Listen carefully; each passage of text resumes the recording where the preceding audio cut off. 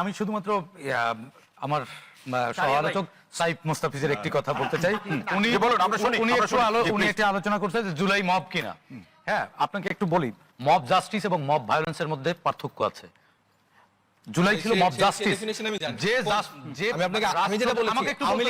আমাকে একটু বলতে দেন। আওয়ামী লীগের লেন্সে কেউ দেখে না। আওয়ামী লীগ যখন গভর্নমেন্টে ছিল তারা ডেফিনিশন দিয়ে বলেছে এবং ইনসাফ যখন কেড়ে নেয় তখন সম্মিলিত জনতা প্রতিবাদের মুখে যা যা করে সেটাকে মব জাস্টিস বলে।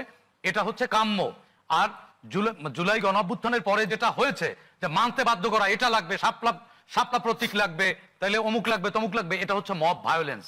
এই 12 ফেব্রুয়ারির পরে নির্বাচন কমিশন ঘেরাও, যমুনা ঘেরাও, নানান ধরনের ঘেরাও আমরা দেখেছি।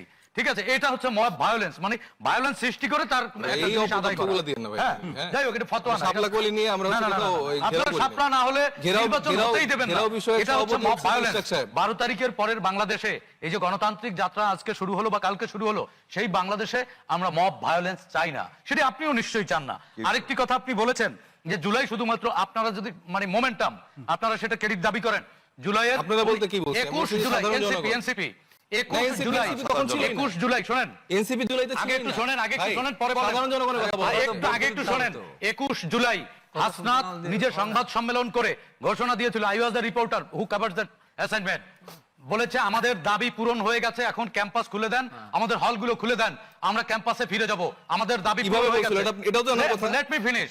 তারপরে কাদের সেই মোমেন্ট থেকে বলছেন? লেট মি ফিনিশ ভাই, আপনি অনেক বেশি জানেন, ভুল তথ্য দেন। আমি অবশ্যই আপনাকে সেখানে ইন্টারপ্ট করব। আমি জানি, একটু বলতে দেন। জুলাইয়ের ইনফরমেশনগুলো নিয়ে আপনারা যদি ভুল তথ্য দেন ভাই, সেটা না ভুল তথ্য না, এটাই সঠিক। না মোটেও সঠিক ভাই, আপনি এটাও তো মব করছেন এখন।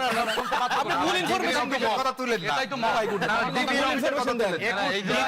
21 জুলাই সরকারি বিশ্ববিদ্যালয়ের ছাত্ররা এবং রাজনৈতিক শক্তি যদি রাস্তায় না নামতো, হাসিনা পতন অবশ্যই হতো না, কারণ আপনাদের দাবি পূরণ হয়ে গিয়েছিল, আপনার ক্যাম্পাস খুলে দিতে বলেছিলেন। আর শাহরিয়ার ভাই আরেকটি কথা বলেছেন যে হবিগঞ্জের এক ছেলেকে এয়ারপোর্টে আটকে রেখে জিজ্ঞাসাবাদ করা হয়েছে। আমি তীব্র নিন্দাও জানাই এবং একই সাথে সমর্থনও করি। জুলাইয়ে যারা আন্দোলন করেছে সমন্বয়কারীর বা এই যে সাইফ মোস্তাফিজরা কি বলেছে কখনো যে আমরা পুলিশকে মেরে ফেলেছি, পুড়িয়ে দিয়েছি, আপনাদের পরিণতি এটা হবে? সে তো আত্মস্বীকারোক্তি দিয়েছে হত্যার। একটি রাষ্ট্রে যখন আইনের শাসন থাকে তখন অবশ্যই এটার জবাবদিহিতা করতে হয়। প্রকাশ্যে থানায় গিয়ে একজন পুলিশ কর্মকর্তাকে পুড়িয়ে মেরে হুমকি দিয়েছে এবং সত্যতা সেই জায়গা থেকে জবাবদিহিতা চাইছে অবশ্যই।